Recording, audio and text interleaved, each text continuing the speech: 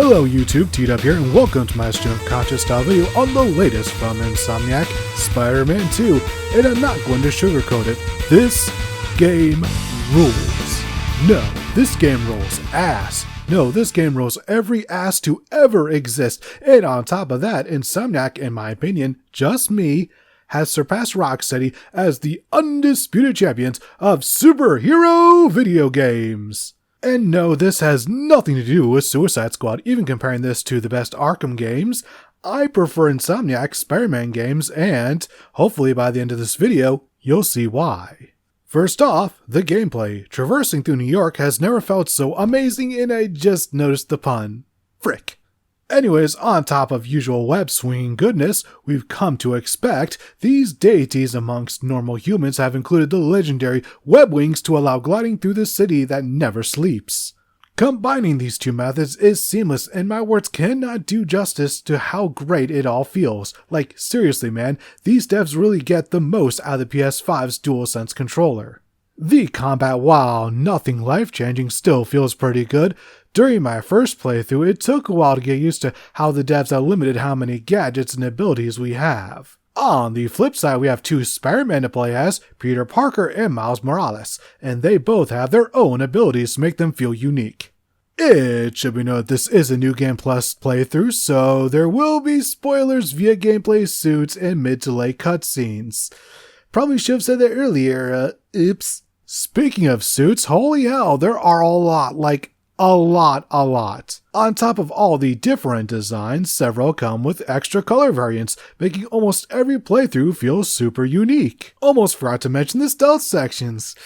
Yeah, I've never really been a fan, and I usually end up turning these into combat sections anyways, which is really rad. Always love it when a game does enforce stealth sections upon the player. This also goes for Mary Jane sections. Yes, they're technically stealth, but you can action star your way through them like nothing, and I appreciate that. And with this being an open world affair, there are plenty of collectibles, side activities, and crimes to stop, all littered throughout the city, but don't worry, completing it all is super simple. How do I know this? Because in my first playthrough, I did literally everything there is to do in this game, and I did it in under 1 week. Let me tell you right now, I am not a completionist by any metric. I am not Zenith Warrior Princess, nor am I some call me Johnny. Completing games is not a thing I normally do, so for me to do literally everything in this game in such quick fashion should really speak to how accessible the game is. And I have to make special note of how you come across all these side stuffs. You literally just encounter them on your own. Sure, sometimes you'll get a ring on the old spider phone, but for the most part, you'll have to find them all on your own.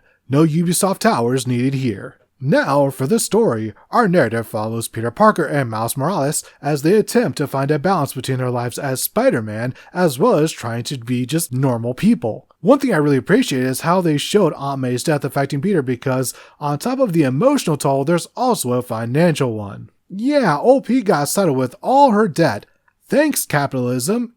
Ya fucks. Adding to the drama, MJ is pretty much forced to work for Triple J because ain't no one buying her book and, she's got big bills to pay. And to add on top of everything else, Peter and MJ's bestie, Harry Osborn, is back, and if that's not enough, dude's got a symbiote giving him superpowers. Oh, and plus all that, Miles is having a really hard time writing a paper to get into a college, which may not sound like a big deal, but we've all had our own college woes, and they feel like the weight of the world. Oh, and our villain for the game is Kraven the Hunter, who is said to be one bad mother effing fucker.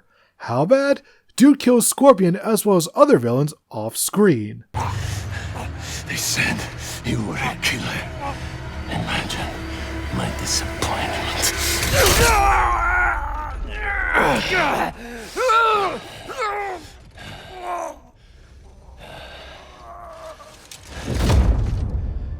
And at one point he nearly kills Pete up until the symbiote saves our beloved hero, but at what cost? Only turning him into Spider-Man 3, Peter. Did I mention Sandman was our opening boss fight? The only things missing are Bruce Campbell making a cameo and the world's most iconic dance, and this game would have been perfect! I am not going to spoil any more of the story, as I would prefer everyone play through it themselves, but trust me, it has one hell of a climax, and one hell...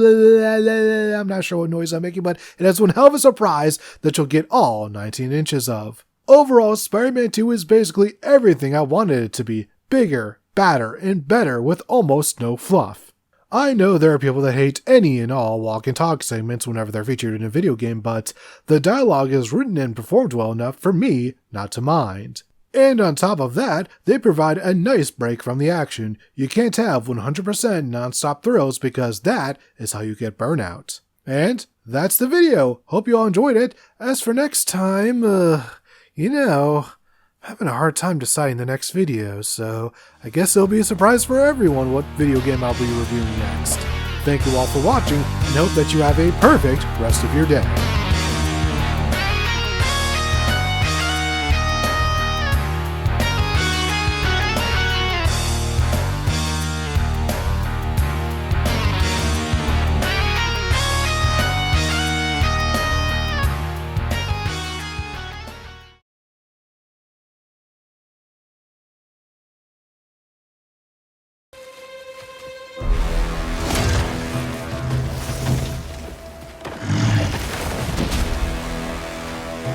I didn't know there were bears in these woods.